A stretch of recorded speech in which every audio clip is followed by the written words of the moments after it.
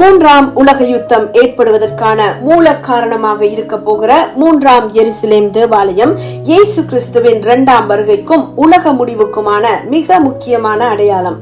மிக சிறிய நாடாக இருந்த போதிலும் மிக பெரிய அளவில் பேசப்படுகிற இஸ்ரவேலின் மிக தொன்மை வாய்ந்த தலைநகரான எருசலேமின் சியோன் மலை எனப்படும் டெம்பிள் மவுண்டில் ஏற்கனவே 2 தேவாலயங்கள் அமைக்கப்பட்டிருந்தன. கிறிஸ்துவுக்கு முன் 10ஆம் நூற்றாண்டில் தாவீது ராஜாவின் மகனாகிய சாலமோன் மன்னன் கட்டிய மகிமை பொருந்திய தேவாலயம் கிறிஸ்துவுக்கு முன் 586 பாபிலோனிய மன்னன் நேபுகாத் நேச்சாரினால் அளிக்கப்பட்டது. கிறிஸ்துவுக்கு முன் 444 பெர்ஷிய மன்னனாகிய கோரேசின் கட்டளைப்படி செருபாபேல் என்ற யூத தலைவனால் கட்டப்பட்டு பின்னர் ஏரோது மன்னனால் விஸ்தரிக்கப்பட்ட 2ஆம் எருசலேம் தேவாலயம் ரோம பேரரசன் டைட்டஸினால் கிறிஸ்துவுக்கு பின் 70ஆம் ஆண்டில் தீக்கிரையாக்கப்பட்டது. இதுவரை எருசலேம் தேவாலயம் மீண்டும் கட்டப்படவில்லை. ஆனால் வேதாகம தீர்க்க தரிசனங்களின்படி 3வது தேவாலயம் கட்டப்பட வேண்டும். எருசலேம் தேவாலயம் இருந்த இடத்தில் கிறிஸ்துவுக்கு பின் 691 Dome of the Rock, Al Aqsa mosque ஆகியன கட்டப்பட்டுள்ளதுடன் அதை இஸ்லாமியர்கள் தங்கள் 3வது புனித ஸ்தலமாக கருதி மிக உக்கிரமாக போராடுவதால் எருசலேம் தேவாலயத்தை கட்டுவது மிகவும் சிக்கலான விடயமாக உள்ளது. 35 ஏக்கர் நிலப்பரப்புடைய டெம்பிள் மவுண்ட் பகுதி உலகத்திலேயே மிக உச்ச உரிமை கோருதலின் நிலமாக இருப்பதுடன் அதற்காக பெருமளவு மக்கள் பலியாக்கப்பட்டுள்ளார்கள். பலஸ்டைன் நாட்டை உருவாக்குவதற்காக உலகமெங்கும் உள்ள மக்கள் போராடி கொண்டிருக்கிறார்கள். ஆனால் இதற்கு 5 தடவைகள் சந்தர்ப்பம் அளிக்கப்பட்ட போதிலும் இந்த டெம்பிள் மவுண்ட் குறித்த முரண்பாடு காரணமாக நிராகரிக்கப்பட்டதுடன் பல யுத்தங்களும் தீவிரவாத தாக்குதல்களும் பேரழிவுகளும் இந்த பகுதியிலும் இந்த பகுதிக்காகவும் நடைபெற்று வருகின்றன. 1979ஆம் ஆண்டு ஈரானில் இஸ்லாமிய புரட்சி மூலம் ஆட்சி அமைத்த அயத்தல்லா கமேனி எருசலேம் நகரம், எருசலேம் தேவாலயம் ஆகியவற்றுக்கு எதிராக அதி தீவிர கொள்கையுடன் அதே ஆண்டில் இஸ்லாமியர்கள் அல் குட்ஸ் டே, அதாவது எருசலேம் தினம் அனுஷ்டித்து இஸ்ரேலுக்கு எதிராக செயல்பட தூண்டப்பட்டது. இதற்காகவே தீவிரவாத குழுக்களை உருவாக்கியதுடன் அணு ஆயுத தயாரிப்பு முயற்சியிலும் ஈரான் ஈடுபட்டு இப்போது அழிவுக்குள்ளாகி கொண்டிருக்கிறது. 2000 வருடங்களாக மறைந்து போயிருந்த இஸ்ரவேல் நாடு 1948 வேதாகம தீர்க்க தரிசனங்களின் படியே மீண்டும் ஸ்தாபிக்கப்பட்டது.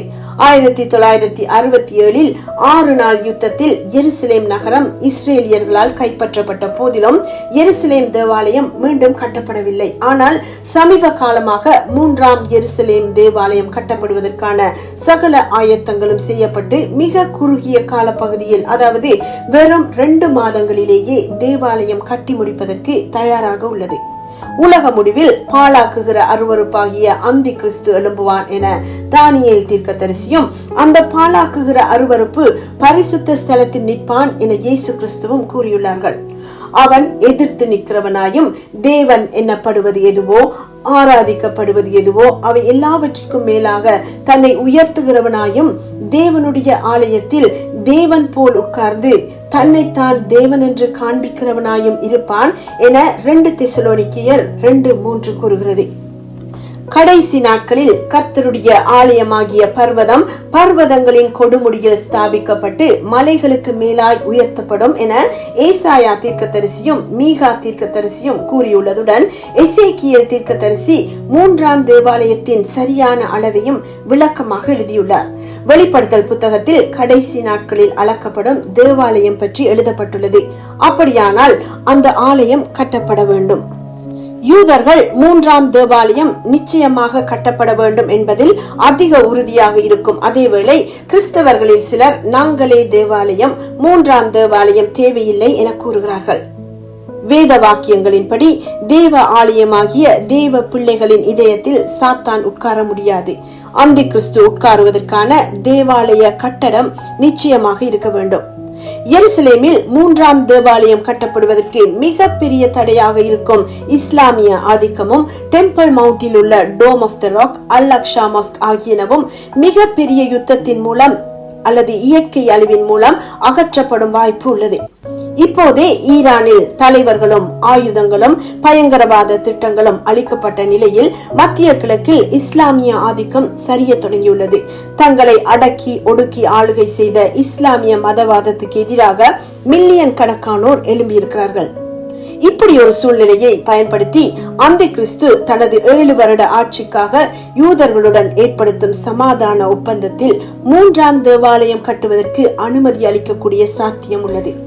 அவன் ஆரம்பத்தில் யூதர்களுக்கு பேராதரவு வழங்குவதால் அவர்கள் அவனை தங்கள் மேசியாவாக ஏற்று தேவாலயத்தை அவனுடைய அனுமதியுடன் கட்டுவதுடன் தேவாலயத்தில் அவனுக்கு முழு உரிமையையும் கொடுப்பார்கள். 7 வருட உடன்படிக்கையின் நடுப்பகுதியில், அதாவது 3.5 வருடங்களின் பின் அந்தி கிறிஸ்து தனது உடன்படிக்கையை முறித்து யூதர்களுக்கு எதிராக செயல்பட்டு எருசலேம் தேவாலயத்தில் இஸ்ரவேலின் தேவனுக்கு பலி செலுத்தி ஆராதிப்பதை தடை செய்து தானே தேவன் போல உட்கார்ந்து தேவாதி தேவனுக்கு விரோதமாக ஆச்சரியமானவைகளை பேசுவான். இந்த சம்பவம் நடைபெறுவதற்கு முன் அல்லது எருசலேம் தேவாலயம் கட்டப்படுவதற்கு முன் தேவனுடைய சபையாகிய கிறிஸ்தவர்கள் இயேசுவின் ரகசிய வருகையின் மூலம் எடுத்துக் கொள்ளப்படுவார்கள். அவர்களுடன் பரிசுத்த ஆவியானவரின் தேவ பிரசன்னமும் உலகை விட்டு எடுக்கப்பட்டதும் சாத்தான் தனது முழு அதிகாரத்தையும் பயன்படுத்தி தேவனுக்கு விரோதமாக செயல்பட்டு எருசலேம் தேவாலயத்தை தீட்டுப்படுத்துவான். இதனை தானியேல் அருவருப்பான செட்டைகளோட பாழாக்குகிறவன் வந்து இறங்குவான், நிர்ணயிக்கப்பட்ட நிர்மூலம் பாழாக்குகிறவன் மேல் தீரு மட்டும் சொரியும் என கூறுகிறார்.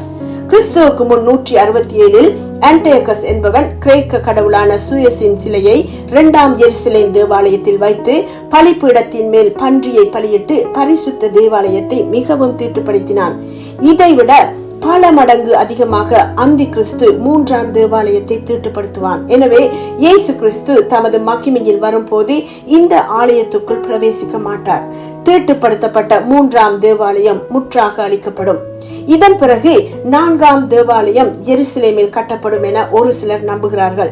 இதை பற்றி வெளிப்படுத்தல் என்ன கூறுகிறது என்பதை கவனிப்போம். முந்தின வானமும் முந்தின பூமியும் ஒளிந்து போய் புதிய வானமும் புதிய பூமியும் உருவாக்கப்படும். புதிய எருசலேம் ஆகிய பரிசுத்த நகரம் தேவனிடத்தினின்று பரலோகத்தை விட்டு இறங்கி வரும். நகரத்தின் வீதி தெளிவுள்ள பளிங்கு போல சுத்தமான பொன்னாக இருக்கும். அதிலே தேவாலயம் இருக்காது. சர்வ வல்லமையுள்ள தேவனாகிய கர்த்தரும் ஆட்டுக்குட்டியானவருமே அதற்கு ஆலயம் என வெளிப்படுத்தல் 21ஆம் அதிகாரம் கூறுகிறது. எனவே 3ஆம் தேவாலயத்தை உலகம் ஆவலோடு எதிர்பார்த்தாலும் அல்லது எதிர்த்து நின்றாலும் கிறிஸ்தவர்களாகிய நாங்கள் ஆவலுடன் எதிர்பார்த்திருக்க வேண்டியது மகிமையும் மாட்சிமையும் நிறைந்த 4ஆம் தேவாலயமாகிய சர்வ வல்லமையுள்ள தேவனாகிய கர்த்தரும் ஆட்டுக்குட்டியானவருமாகிய இயேசு கிறிஸ்துவின் 2ஆம் வருகையையும் அவருடைய 1000 வருட ஆளுகையையும் தான் என்ற உண்மை ஒரு சிலருக்கே தெரியும்.